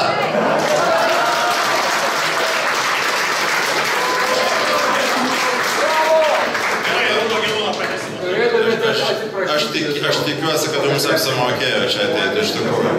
Mano klausimas yra apie valstybės valdomas įmonės. Lietuvoje jos yra valdomos vienos iš neefektyviausiai visame regione. Ir čia partiškumas turbūt neturi labai didelės įtakos, bent jau, taip sakant, blaivus protas sako, kad tikrai turėtų būti grąža didesnė. Dabar yra 0,9%, tragiškai maža, lyginant ir su Baltijos kraštais, ir su Skandinavija. Tai aš norėjau paklausti Gabrieliaus, kaip konservatoriai žiūri į tai ir kokia jūsų paties pozicija į priemonės, kurių reiktų imtis. Ačiū už klausimą. Galima labai konkrečiai sakyti porą pavyzdžių. Viena vertus, 8-12 metų laikotarpyje Lietuvos geležinkeliai sumokėdavo apie 54 milijonus litų tuomet į Lietuvos biudžetą. Atėjus socialdemokratam ir dabartiniai koalicijai, dividendai į biudžetą krito maždaug 3 kartus. Ką tai reiškia? Tai reiškia iš principo, kad už tos pinigus būtų galima renovuoti mokyklas, būtų galima kelti mokytojų atlyginimus, didinti pensijas ir taip toliau. Tie pinigai šiandien lieka valstybės įmonėse. Kodėl? Aiškaus atsakymo neturi niekas. Vienareikšmiškai dividendus valstybinės įmonės privalo mokėti. Antras žingsnis – depolitizuotos tarybos. Šiandien vis dar yra per daug ministerijų, klerkų, politikų, kurie yra valdybose, priima sprendimus politiškai, nežinodami ar žiūrėdami netgi savo partijos interesų. Tai nėra teisinga. Jeigu mes tikimės, kad tos įmonės dirbs sąžininkai, dirbs Lietuvos žmonėm, valdybos turi būti nepriklausomus. Tai čia yra keli principai. Trečias dalykas, aišku, galima remtis OECD reikalavimais ar siūlymais, rekomendacija, kad visų valstybinių įmonių, valstybės valdomų įmonių vadovavimas būtų apjungtas į tam tikrą konsorciumą, pavadinkim tai, į bendrą valdymą, nes tai yra efektyviausia struktūra. Tai skaidrumas, depolitizavimas ir dividendų mokėjimas yra esminiai punktai, kai mes kalbame apie valstybės valdomų įmonių struktūrą.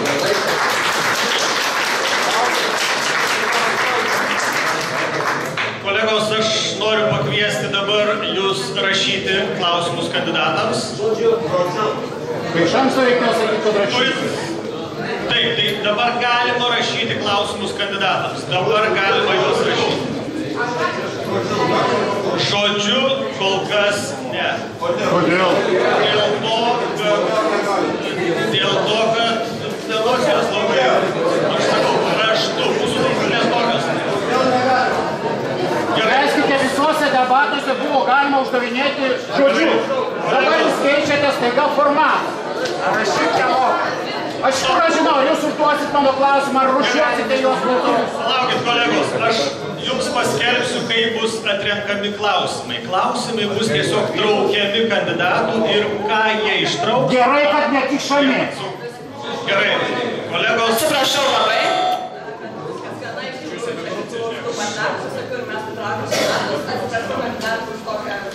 Kolegos, ne, bet jeigu yra klausimų raštu, man rodė, kad yra. Gerai. Gerai, tai raštu yra klausimas. Gerai, aš perskaitysiu. Gerai, jeigu turite klausimų raštu, keletą klausimų prašau, galite atsiųsti. Jau eina klausimai raštu, labai gerai. Labai gerai, jeigu yra klausimų raštu, prašom juos adresuoti. Gerai, klausimas toks. Ką būsimieji valdantieji darys pasibaigus ES investicijom 20 metais? Kas iš jūsų nori atsakyti? Kas nori reaguoti, ką darys pasibaigus ES investicijom 20 metais? Tai būsimieji. Niekas nežino, kas bus būsimieji. Gerai, tai Gabrielius pusę minutės, paskui jūs pusę, kas norės 3. Gerai, kad turėsite, ką darysit po Europos investicijų pabaigos. Likę 4 metai yra ypatingai svarbus, ką mes darysime su ES pinigais. Dėl to mes savo ekonominėje programoje naujam plane Lietuvai numatėme tai, kad likę ES pinigai turi būti sutelkti po vienu stogu. Šiandien mes tam galime panaudoti daugiau negu milijardą 200 milijonų eurų ir jie turi būti skirti investicijom, kuriančiom darbo vietas, naujų investuotojų pritraukimui ir esamų Lietuvoje įmonių plėtrai. Dėkui, kas dar prisijungs po pusę minutės, ką darys 20 metais? Krizės laikotarpio investicijos į Kauno ekonominę visą plėtrą krito 2,5 karto. Dabar jos pradeda atsigauti. Ir iš tikrųjų visiškai pritariu, kad turi būti viskas nukreipta, kad daryti Kauną patrauklesnį investicijom, jauniems žmonėms duoti šansą dirbti čia, nenutraukiant emocinių sąsajų su savo gimta vieta. Aš matau puikių ženklų, pavyzdžiui, Intermedics, tokia kompanija, kur jauni medikai dirba neišvažiuodami iš Kauno visam pasauliui, reiškia, rašo ligos istoriją, yra fantastinė sėkmės istorija, daugybė kitų. Čia yra Sveikatos mokslų universitetas. universitetas, KTU, puikūs specialistai ir manau, kad viskas turi būti nukreipta, aš sakyčiau, ir mokesčių mažinimui, šešėlio mažinimui ir sąlygų kūrimui, kad lietuviai dirbtų ir užsidirbtų nevažiuodami iš Lietuvos. Laikas baigęs, dar du atsakymai, 3 beveik, norintis 4. Visi nori atsakyti, ką darys.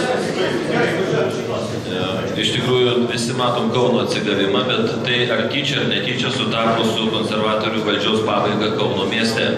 Tai šitą mes turėkime omeny. Antras dalykas, aš manau, kad 20 metais, kaip ir buvo po anos krizės, Kubiliaus ar kitų valdžia ateis konservatorių ir jie tada vėl primins, ką jie gali padaryti. Sumažinti pensijas, nuskaityti nekonstitucinius įstatymus, priimti ir panašiai. O 20 metais, jeigu mes visi kartu nenuspręsime, kad laikas baigti turniuoti ir dalinti visokiom aukštosiom mokyklom po ten 100-200 tūkstančių, bet nekoncentruosim į vieną vietą pinigų, būtent gamybai skatinti Lietuvoje, tame tarpe ir Kaune, mes tikrai turėsim didžiulę krizę 20-aisiais. Labai trumpai. Baigsis Europos investicijos, baigsis žaidimai su visom programom ir išniekino pinigų įsisavinimas ir neaišku kur išleidimas. Reikės pradėti galvoti savo galvą, dirbti savo pinigais, savo šaliai, savo tautai. Laukiu tos dienos. Tai damą užleidžiam. Iš tiesų, jeigu mes nepriimsime tinkamų įstatymų užtikrinančių tinkamą mokestinę reformą ir ilgalaikę perspektyvą į priekį, mes investicijų nepritrauksim. Investicija patrauklus mes būsime tik tada, kai bus tolygus ilgalaikis mokesčių užtikrinimas. Šiandien, gerbėmėjai, yra dvi Lietuvos, kaip aš sakau, yra Vilnius ir yra visa kita Lietuva. Ir kai važiuoja mašina, pro langą labai gražiai atrodo ta Lietuva, bet iš tikrųjų mes neturim nei minutės laiko laukti, kada baigsis investicijos. Mes jau atėję kuo greičiau turim priimti įstatymus, kaip aš minėjau, kad būtų skaidrus darbo santykiai, kad žmonės galėtų dirbti, užsidirbti, kad būtų sudarytos socialinės sąlygos jauniems žmonėms likti Lietuvoje. Dabar paimkit Biržų ar Pasvalio ar Joniškio rajono verslas, mažesnis, smulkusis ir vidutinis, sužlugdytas visiškai. Žmogus įsteigęs kokią nors įmonę verslo, jis apmokestinimas iš karto. Mokesčių sistemą būtina sureguliuoti kuo greičiau, kad jin būtų santykinai apmokestinama stambusis kapitalas ir mažiau apmokestinama darbo jėga. Yra tos priemonės, kurias reikia nedelsiant, o nelaukti. Ir visų pirma, tai turi būti, kaip sako Naglis Puteikis ir Kristupas Krivickas, kova iškelta nuo pat pirmos dienos su korupcija. Gerai, dėkui. Viskas, paskutinė replika, Rolandai, jūsų ir mes važiuojam su kitais klausimais. 20 metais iš tikrųjų neaišku, kas bus su Lietuva ar tais Briuselio pinigais, bet neužmirškim, kad Briuselio pinigai, jeigu viską sudėsit, tai dar neaišku, kažkam primoka ir dabar. Tai vienas dalykas. Antras dalykas, štai ko baigėsi pasitikėjimas anų laikų komjaunuoliai. Žiūrėjo į Maskvą, šių laikų komjaunuoliai žiūri į Briuselį ir Vašingtoną. Užtat mes ir sakom, gyvent galima tik tai žiūrint į savo šalį. Ir mūsų šūkis koks? Ne į rytus, ne į vakarus, o į Lietuvą. Čia ir dabar. Taip, kolegos, čia yra jūsų klausimai. Nežinau, 10, gal daugiau, gal mažiau. Taisyklės tokios. Kaip sakot? Aš dabar duosiu, palaukit, kiekvienam kandidatui ištraukti po vieną klausimą. Kolegos, taisyklės yra tokios. Pagarbos taisyklėms kiekvienas kandidatas traukia klausimą ir į jį atsako. Gerai, jeigu mes matysim konkrečiam žmogui adresuotą klausimą, jam perduosime. Dabar Dainius Pavalkis klausimą. Ai, dar vieną klausimą dedam į mūsų banką klausimų. Okay, čia. Gerai, kas ištrauks, tas atsakinės. Taip, traukit klausimą. Taip, jūs galite skaityti. Aš galiu skaityti, bet klausimas tikrai ne man. Prašymas išsiaiškinti Paulauskui, koks jūsų anglų kalbos lygis. Įvardinkite raidę ir skaičių. Vienu sakiniu atsakykite. Tai vienu sakiniu. Bet nuo šito ir prasideda savęs negerbimas, kada svarbiausia žmogus moka užsienio kalbą, o ne lietuvių kalbą. Ir šitos pavyzdžius jūs matot visur, ypatingai Vilniuje, kada Lietuvos paštas pavadinimas Post, kada važinėja po Vilniaus miestą CTB autobusų. Atleiskit, mes truputį trauksime debatą. Prašom atsisėskite savo vietą ir ramiai Jūs neturėjot savo klausimo dar, taip? Nes Rolandai nėra. Gerai, traukiam klausimą, jūs perskaitėt savo, bet taip. Taip, dabar klausimą traukiat.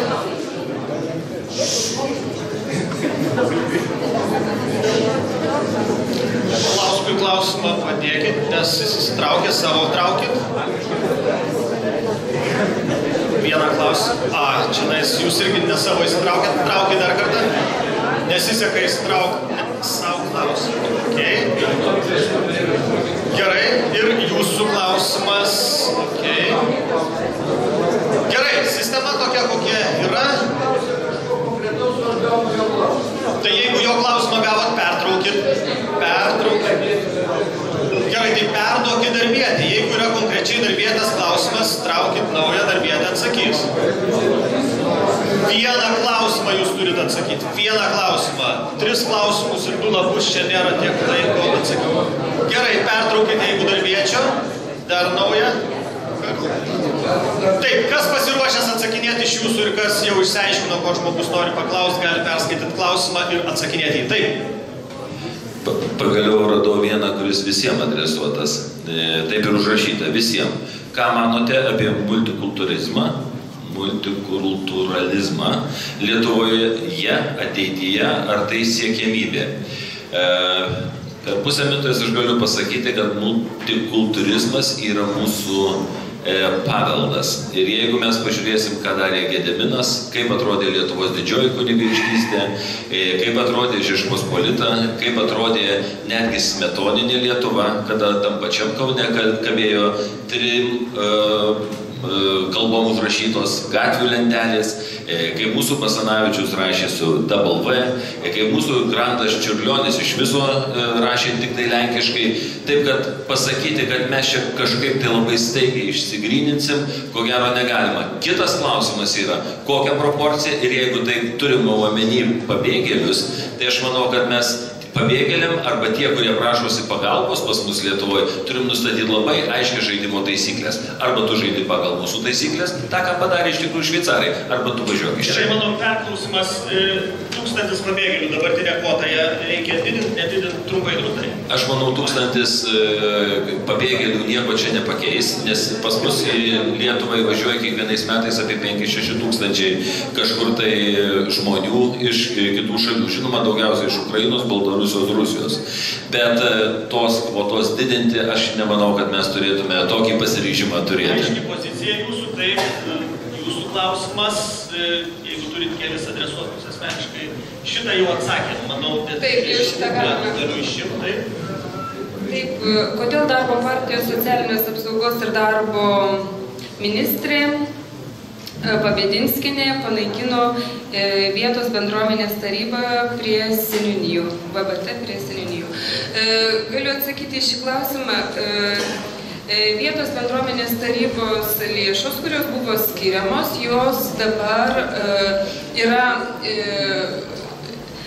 yra situacija tokia, kad vietos bendruomenės esančios toje seniūnijoje gali rašyti projektus ir kreiptis į savivaldybę ir tos lėšos yra panaudojamos, kaip ir vietos bendruomenės tarybos lėšos buvo panaudojamos bendruomenės tikslams. Dėkui. Repliko šitam žanre nėra. Šitam žanre yra klausimas jums konkretus iš bendruomenės ir jūs jį atsakote. Taip. Dėkui. Klausimas. Kodėl Lietuvoje aukštasis mokslas į valstybės nefinansuojamas vietas mokamas, o daugelį Europos šalių ne? Kaip aš suprantu, todėl, kad švietimas Lietuvoje buvo pastatytas ant rinkos ekonomikos bėgių.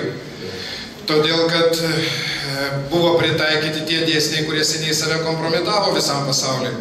Kad peštis dėl geresnio kąsnio švietimo srityje ne vieta. Tai yra visiškai neteisinga tautininkų požiūrių ir švietimas turi būti visiškai nemokamas. Nei vadovėliai, nei pratybos, nei aukštasis mokslas turi būti finansuojamas pilnai valstybės. Replikos teisės čia nėra, mes skaitom tas pats klausimas. Aš duosiu pertraukų, tai ateisiu iki jūsų klausimas, jeigu tas pats klaidoja. Ar pritarėte elektroninio balsavimo į dvigubai pilietybę, ar tai nebūtų viena iš priemonių susigrąžinti emigravusius lietuvius? Aš manau, kad iš tikrųjų Lietuva turi siekti dėti pastangas, kad kiek įmanoma, čia visi supranta puikiai, kad užsienio lietuviai galėtų grįžti į Lietuvą ir jie galėtų turėti pilietybę.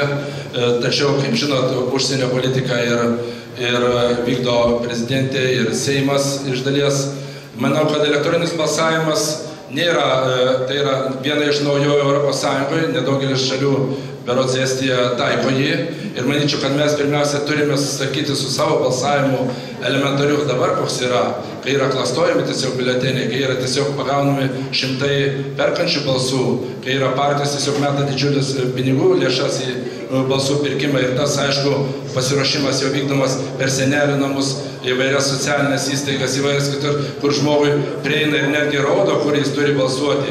Ir tie balsai yra tiesiog be priežiūros suskaičiuojami tų partijų, kurios yra parlamente.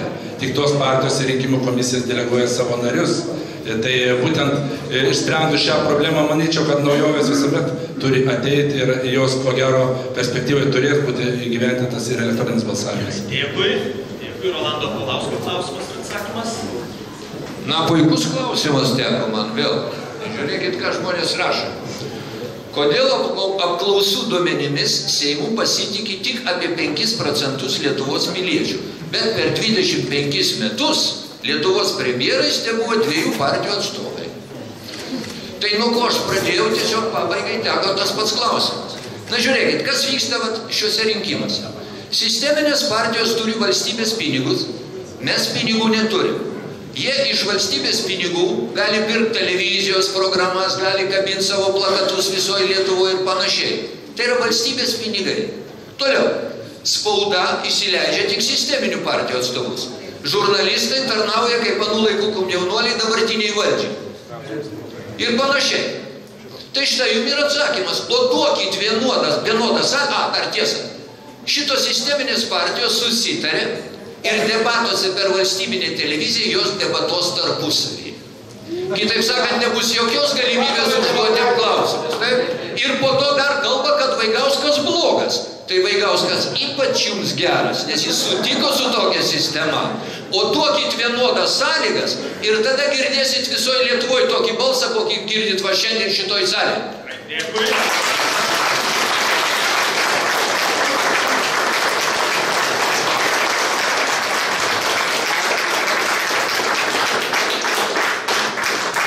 Norėsite pakartoti, bet klausimas mano, kodėl Lietuvos Respublikos Seimo rinkimus laimėję renkasi ne pirmąjį pagal Konstituciją postą Seimo pirmininko, bet trečiąjį vyriausybės ministro pirmininko. Kodėl aš tame nedalyvauju, bet turiu įtarimą, kad vis tik tai aukščiausia vertybė dėja Lietuvoje yra jėga ir jėga yra pinigai. Tai įtariu, nežinau, kas galėtų paneigti, kad per ministerijas veikia tam tikri mechanizmai. Pavyzdžiui, aš susidūrusi esu tik su sveikatos apsaugos ministerija. Ir kažkaip netyčia visą laiką, išskyrus čia vieną kartą, turbūt visą laiką socdemai laimi ten. Ir visada socdemai valdo tą. Ir kas gali paneigti, kad milijardas šešėlyje yra su tuo susietas? Kas galėtų paneigti? Aš negaliu ir teikti. Gerai, jūsų minutė baigės.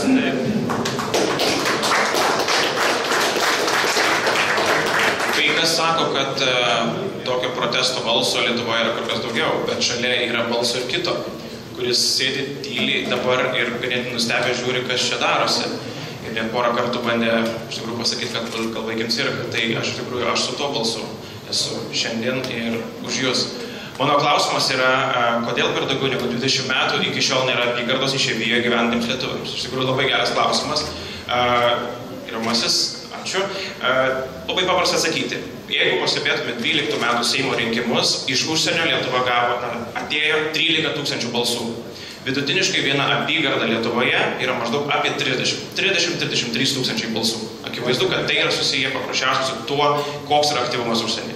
Aš pasisakome už tai, kad apygarda būtų sukurta. Tai būtų didesnės paskatos žmonėms balsuoti ir turėti savo kandidatą.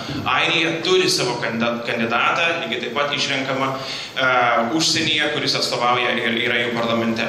Bet vėlgi aš tai noriu paraginti žmonės, kurie galbūt dabar žiūri ir transliaciją gyvai, ateikit balsuoti. Tiek, kiek jūs būsite aktyvus, tuo greičiau galima būtų forminti ir apygardą, ir tuo mažiau bus besipriešinančių tai apygardos teikimui. Ar galim parepuliuoti? Ne. Labai paprastai. Kodėl jūs, kai norite išspręsti problemą, jos nepadeda spręsti patys? Iš pradžių turėtų būti sukurta apygarda, tada ir žmonės balsuos matydami už ką balsuos. O dabar ateinant kaip jaunas menulis, tas 5 metus... Gelūnas savo klausimą dabar atsakinės. Kaip manote, ar ne konservatorių liberalų vyriausybės nutarimas įvesti mokamą aukštąjį mokslą pradėjo švietimo sistemos griovimą? Kai baigėsi konstitucijai prieštaraujančiais sprendimais ir netvarka.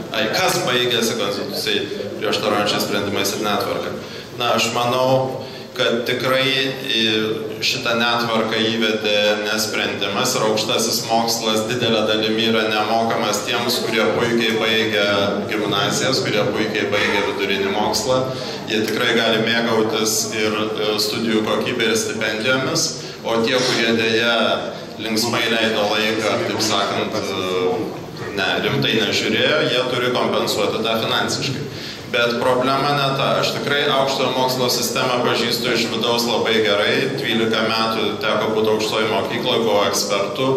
Yra masė priveista programų, kurios dubliuoja viena kitas, kurios yra silpnas ir kurias tikrai reikia mažinti ir suvaryti, taip sakant, vėl į gardą tas bites surinkti ir kelti kokybę. Yra daugybė nekokybiškų studijų programų. Ir pritrūksta vis politinės valios tą padaryti. Reformos tikslas buvo atiduoti galią į studento pasirinkimo, reiškia, studentui duoti pasirinkti. Ir matėm, kas atsitiko, kai kurios programos turėjo būti uždarytos. Ačiū už jūsų atsakymus. Visiškai jau baigiant jūsų debatus, noriu visų jūsų paklausti to paties klausimo ir irgi lygiai po minutę, jungiant po minutę, klausimas skamba taip.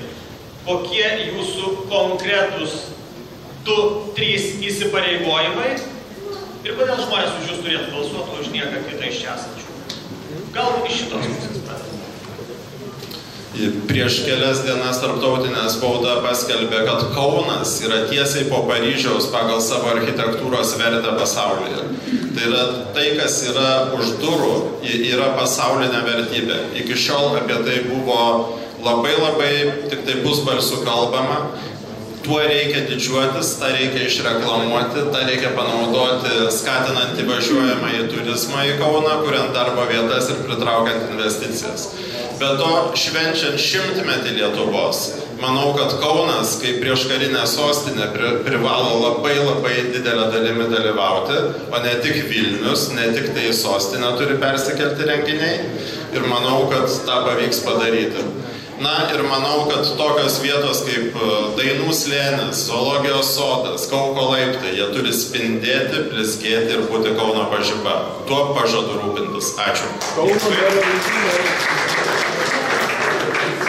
Iš ties šiandien politikos ar ateinančių politika tikslas ir uždavinys turi pirmiausia būti sugrąžinti pasitikėjimą politiką.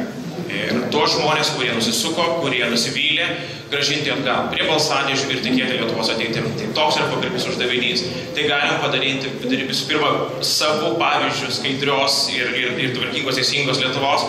Ir kitas dalykas, aišku, suteikiant viltį, kad Lietuvoje bus darbo vietų, bus galima įsidarbinti, likti čia, dirbti ir uždirbti ir lygiai taip pat mokytis. Tiek, ar jūs esate bendrojo lavinimo mokykloje ar universitete, kad galėsite turėti tinkamą, gerą išsilavinimą Lietuvoje. Tai yra svarbiausias pažadas šiandien, kurį mes duodame.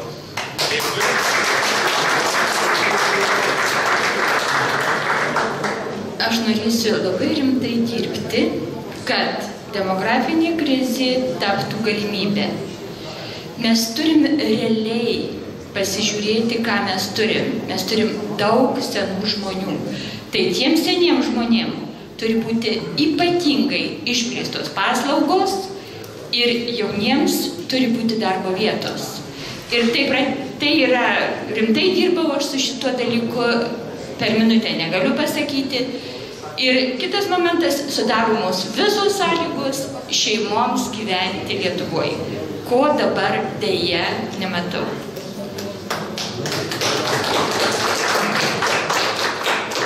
Kviečiu visus atsidaryti internetinį puslapį liaudespartija.lt. Ten jūs perskaitysit mūsų programą.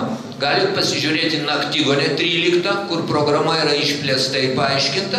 Ir jeigu mūsų pažiūros yra artimos jūsų pažiūrom, tai jūs tada balsuosit ne už mus, o balsuosit už save. Te gausėja mūsų gretas.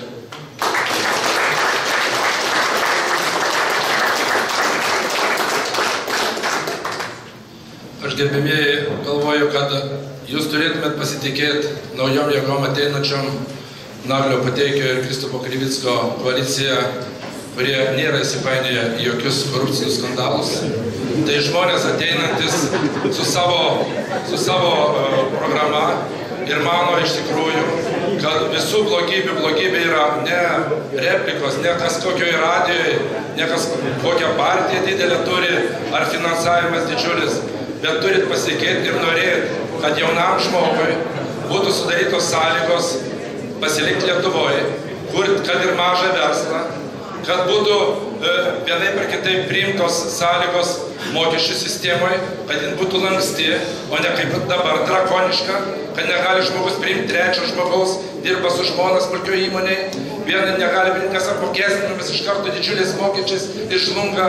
Aš jums galiu pažadėti, kad būsiu sąžiningas ir socialiai teisingas ir esu nekorumpuotas. Kviečiu visus balsuoti už Kristupo Krivicko ir Naglio Puteikio koaliciją antikorupciją. Ačiū. Šiandien ateidamas čia turėjau laiko ir čia aikštėje paklausiau žmonių, ar girdėjot tokį žmogų pavardę Churchilis. Ir jūs negirdėjot. Churchilis. Po to antras klausimas buvo, ar girdėjot Winstonas Churchilis. Irgi nieks negirdėjo. Kai paklausiau, ar girdėjot Winstonas Churchilis, taip, visi girdėjo. Konservatorių programoje kultūros skiltis prasideda būtent tai žodžiais – Winstonas Churchilis. Tai ar tai gali blaiviai, normaliai mąstantis, protingi žmonės šitai prašyti lietuviškai? Tai yra baisu. Jeigu išrinksit bent vieną tautininką į Seimą, plačia krūtinė stovėsim už kalbą, už kultūrą, už tėvynę ir kiekvienas įstatymas, kuris padės lietuviui gyventi geriau ir jaustis geriau tėvyniai, bus priimtas ir balsuojama už tai ir atvirkščiai. Kiekvienas kitoks stabdomas. Ačiū.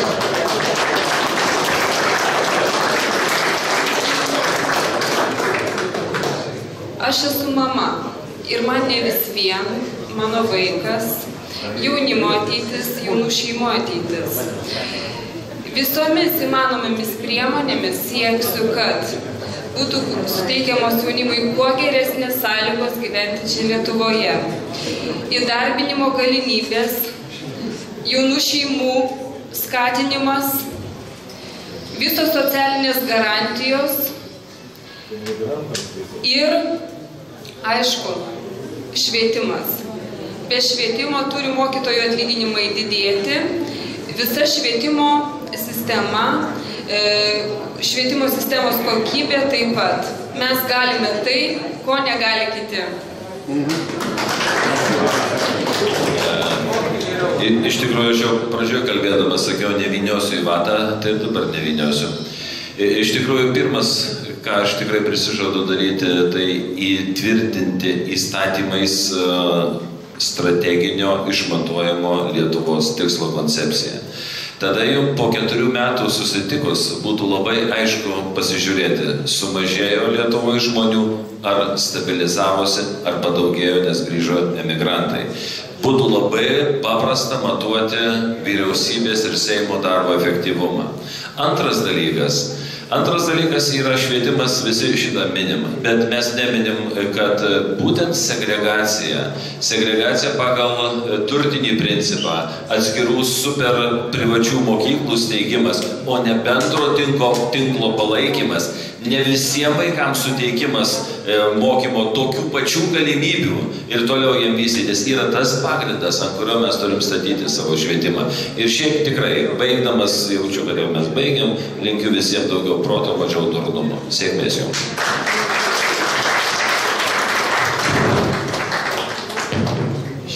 Optimistinė gaida ir palinkėjimų, aš noriu dar jūsų paskutinį klausimą jums užduoti. Ar yra šioje salėje dar žmonių, kurie nežino, už ką balsuoti? Pakelkit ranką. Kolegos, klausimų. Labai atsiprašau, kodėl priimami įstatymai, aktorių instrukcijos pažeidžiant Konstituciją? Nes Konstitucija neveikia. Gerai. Kolegiai, klausimą jūsų atsakys čia dar, manau, kandidatai turės galimybę betarpiškai pabendrauti. Debatai jau baigęs. Klausimas mano jums, ar yra dar nors vienas salėje, kas nežino, už ką balsuoti? Vienas tik tai, 2. Visi kiti sužinojo. Gerai, aš noriu padėkoti jums, noriu padėkoti visiems kandidatams už tikrai puikius debatus.